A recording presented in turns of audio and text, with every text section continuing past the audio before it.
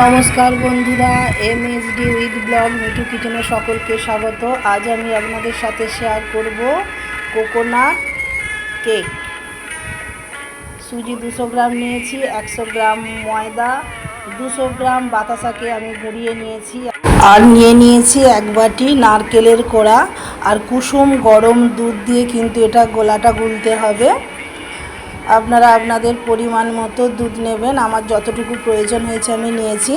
এটা এবার আধ ঘন্টা রেস্টে রেখে দিয়েছিলাম। এরপরে টুটি ফুটি ও কিছু মোরব্বা কুচিয়ে দিয়েছি। এরপরে দিয়ে দেব 2 চামচ সাদা তেল, 1 চামচ ভ্যানিলা এসেন্স। এইভাবে দিয়ে আবারও আমি এটাকে ভালো করে ফেটিয়ে নিচ্ছি। এরপরে টুটি ফুটি দিয়ে দিলাম, আবারও একটু ফেটিয়ে নিলাম। এরপরে একটা পাত্রে আমি কিছু সাদা তেল ব্রাশ করে নিচ্ছি। আর এইটা হচ্ছে আপনার বেকিং পাউডার 1 চামচ দিয়েছি। এবার পাত্রের মধ্যে এটাকে ঢেলে দিচ্ছি, ব্যাটারটা ঢেলে দিচ্ছি, দিয়ে একটু নাড়িয়ে নিচ্ছি যাতে বাতাসটা বেরিয়ে যায়। ওপর থেকে কিছু নারকেলের কোড়া দিয়ে দিলাম। আগে থেকে আমি প্রি হিট করতে দিয়েছিলাম বালি দিয়ে কড়ার মধ্যে। এবার আস্তে আস্তে বসিয়ে দিলাম। এবার ঢাকা দিয়ে দেব। এরপরে আবার 5 মিনিট পর আপনাদের খুলে দেখাচ্ছি।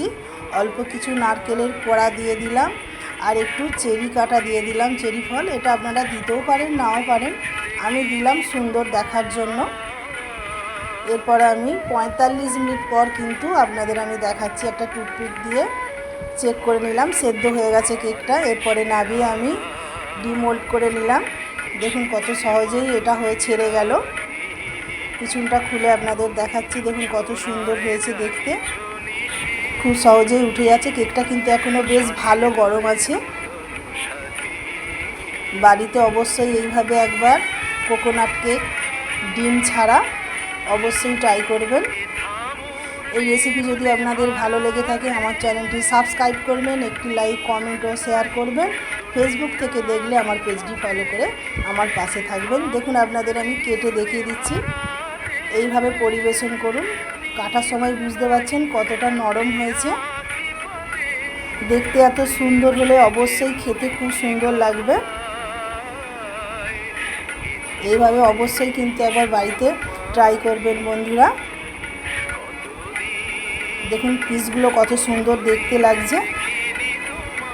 খুব সুন্দরভাবে পরিবেশন করা যাবে এইভাবে কেটে নিলে।